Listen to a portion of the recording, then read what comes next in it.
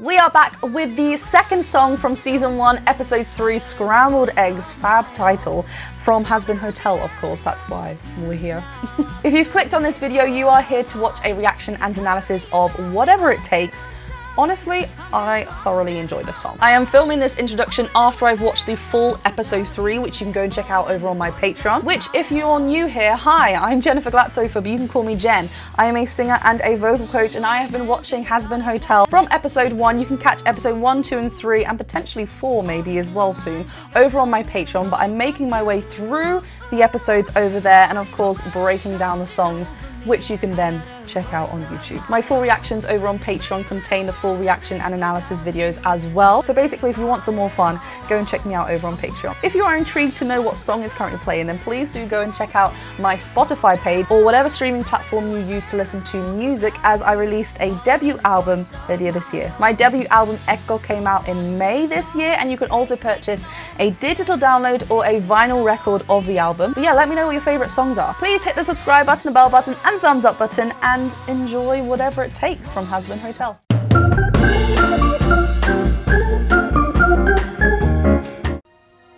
What weighs on your soul, old friend? I implore you to share the load. If it was thou who slew the angel, why not let your strength be known?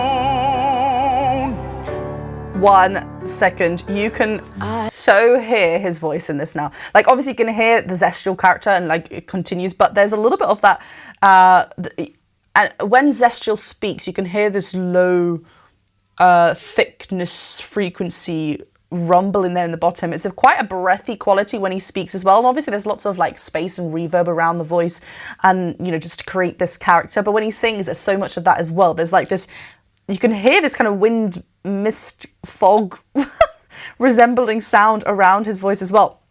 And there was a moment of like riffing, which we haven't really heard in this, in Hazbin Hotel at all, actually. But this, I can't remember where it was. We'll go back and hear it. But it kind of a decorative playfulness around the note, which is interesting. I didn't expect it for this character, but maybe it's just more, you know, mysterious than we think, even though we can't really see much of his face because he's wearing a mask.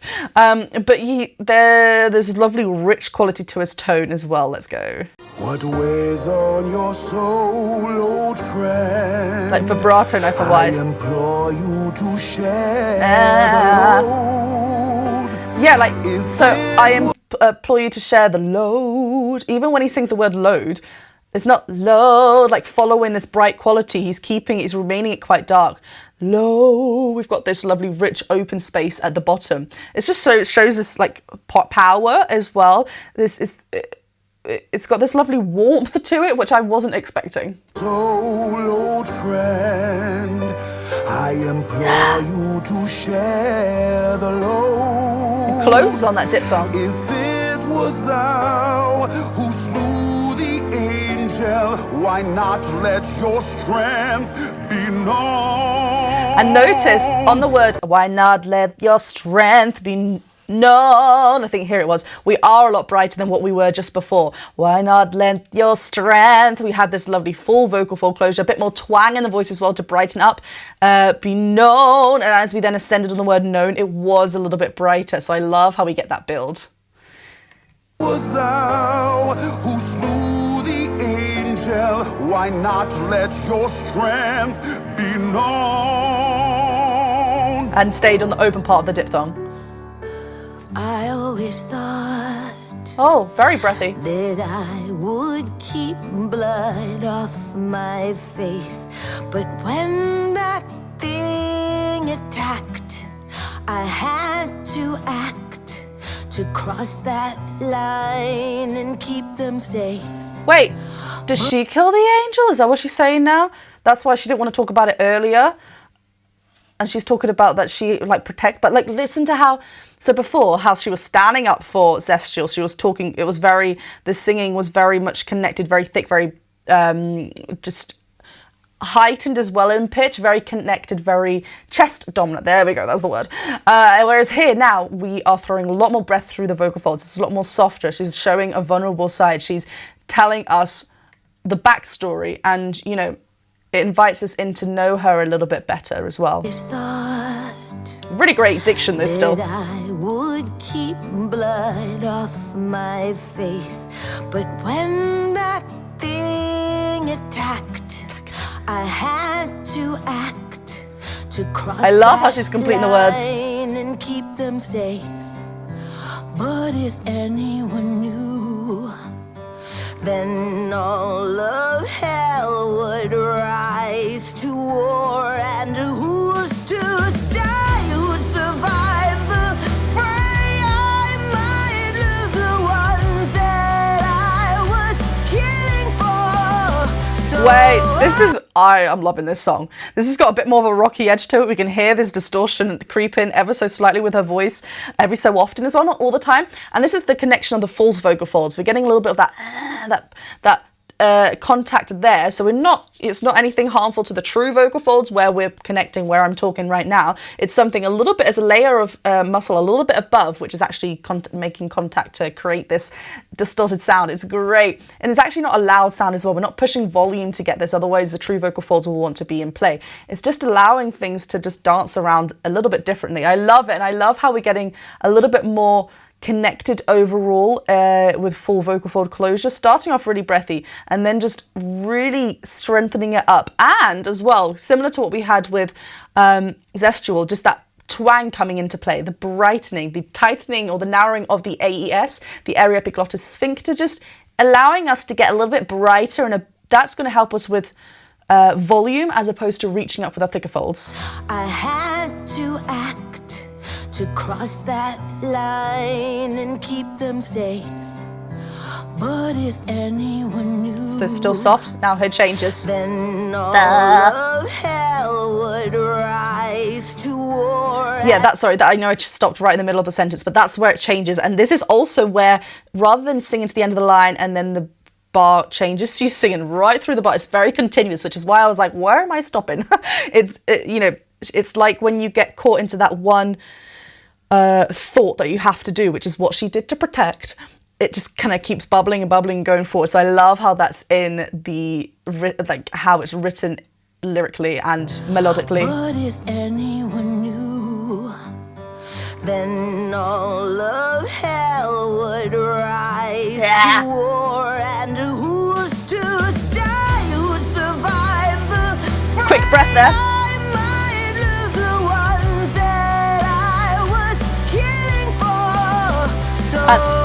Killing for. These are high notes as well, that we're getting lovely chest dominant belts here, but because we are ascending and we're going through the first passage there, we need to, and different to the note that we had in the other song, in Respectless, was that what it's called? The last one, It's Over, where it was the final note where we could bring up a little bit more of the thickness because we're just holding on to here. Because now it's continuing, we need to make sure we've got that little bit more in control, a little bit more in this. We've got a little bit more of a mixed blend, but it's still chest dominant as we can hear, but we've just got a little bit of support from on top, so we're not just reaching and holding that out, because we need to be able to play around with it. So it's a little bit more of a blend. Love it. Would survive the fray. I might lose the ones that I was killing for. So I'll be your keeper.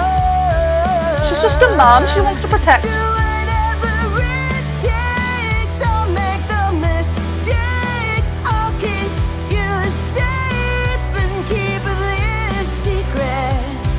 Yeah, and notice her as well, like the pitch, the range is a lot higher than what we had at the beginning, because the emotional need is a lot higher as well, the emotional pull is a lot higher, so everything's just amped up. So we can include things like resistance to the vocal fold, where this whiny kind of quality comes in to really make sure that we've got full vocal fold closure, all these tools that help us, but especially importantly around an emotional part of the song and journey for the character. So make the mistakes. I'll keep you safe and keep I love that drum beat as well.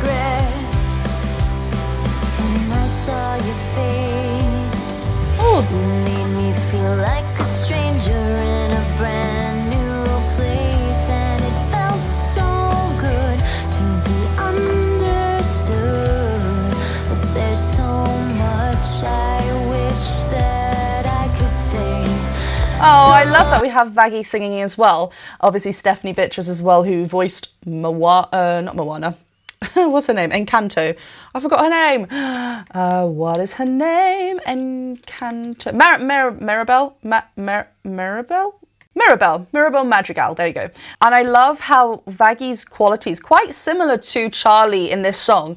In this, maybe it's just because we've heard the other two characters who are very, very different in this song. So we had Zestial singing first and then Carmilla singing second. So she brings this kind of lighter quality, but it's not as bright and sing-songy as Charlie. But it's got this lovely legato, soft feel. And it's really, really nice hearing her because we're hearing her side a bit more as well, which is beautiful. This song has given me Linkin Park Evanescence.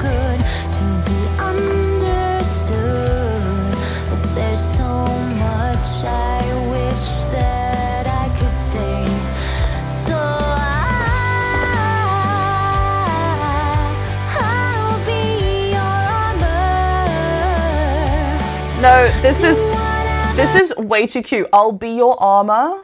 I'm gonna cry. Vaggie, I'm gonna cry. You're gonna make me cry. Okay, I love as well. We haven't heard this in a character's voice as well. Kind of a flip where we go, and can you hear that disconnect? Because we start connected here, thick fold, and then swap to a thin fold action. So rather than now finding a balanced mix or getting a bit more chest dominant up there, and which is still a mix, because remember when we're in this mix voice, we're blending elements and creating a mix, an outcome that we want in order for what tone we want and timbre that we want for the song. Here we're wanting something much lighter, showcasing much more of a head dominant sound because we've got the mix is a lot more head voice dominant, so we've got more qualities of this softer quality in play.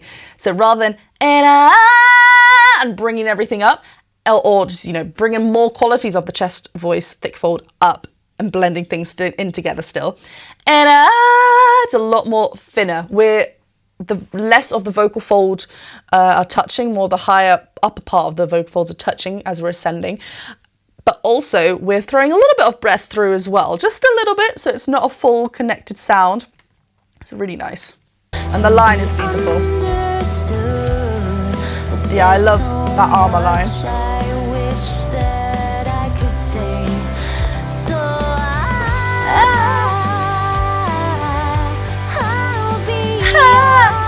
It is actually connected. We are getting full vocal fold closure there. But it's very thin, I love it.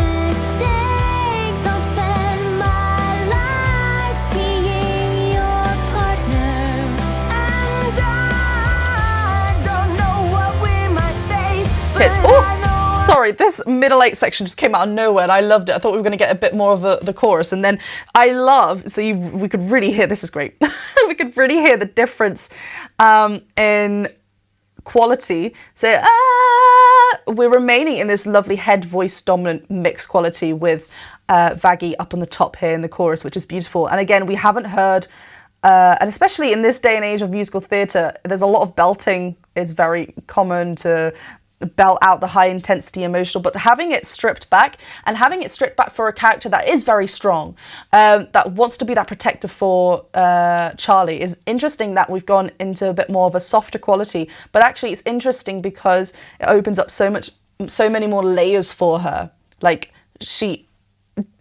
we know that she cares, we know that she wants to look after Charlie and you know, have her back and get the video done, you know, do things to help Charlie reach her dream of this Hazbin Hotel. But she's also her own person, and this is how she deals with things, and she wants that to be heard, but she, you know, she's got this softer inside, and I love that different layer for her. Anyway, so we have Vaggie singing that final phrase with that same note that then Carmilla comes in on. I don't think they end up on the same note, but dance around there. And it's just so interesting how we can clearly hear this two different qualities of the same note, both in a mixed quality, but one very head voice dominant and the other one very, a lot more fuller. There's a lot more, there's a lot more cry, like, there's a different way to approach it. The vowel kind of stays the same. I think we'll hear it again, but there's a lot more cry. When we cry, we're adding resistance to the vocal folds, so we're getting lovely vocal fold closure, and it's a lot lighter for the vocal folds, so we're not as heavy.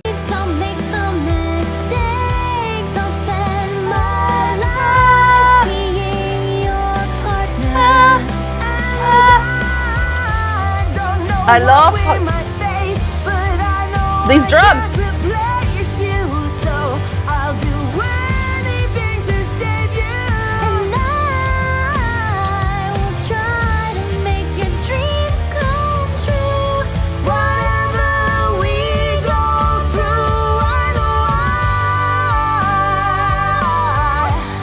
This is so pretty. These two voices, who are so different, work so well together. We can still hear Vaggie lovely light at the top, and then Carmilla just driving that chest dominant connection at the bottom. Really, really great. The way they weave in and out, it's so beautiful.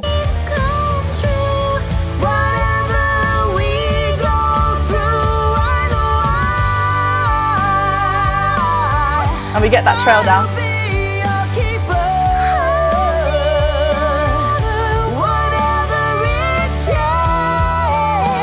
Yes! I'll make the mistakes, whatever it takes. Oh my god, beautiful. And we had a bit of a softer quality as well from the end of Carmilla, but otherwise everything's very thick fold, and I love the energy driven behind it. Both of them work so well. That was, I really enjoyed that duet.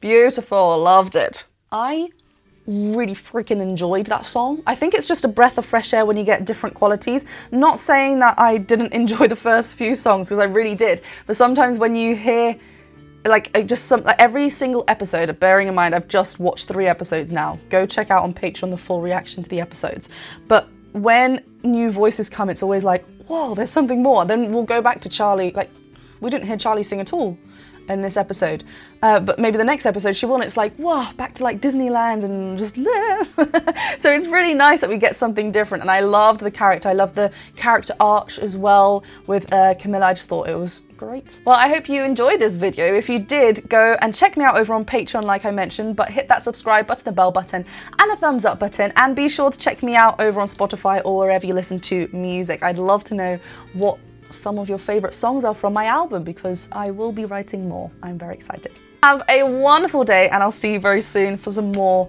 Hazbin Hotel. Hazbin Hotel episode 4 might already be out on Patreon or will be coming out very soon. Either way, it'll be there. See you soon. Bye.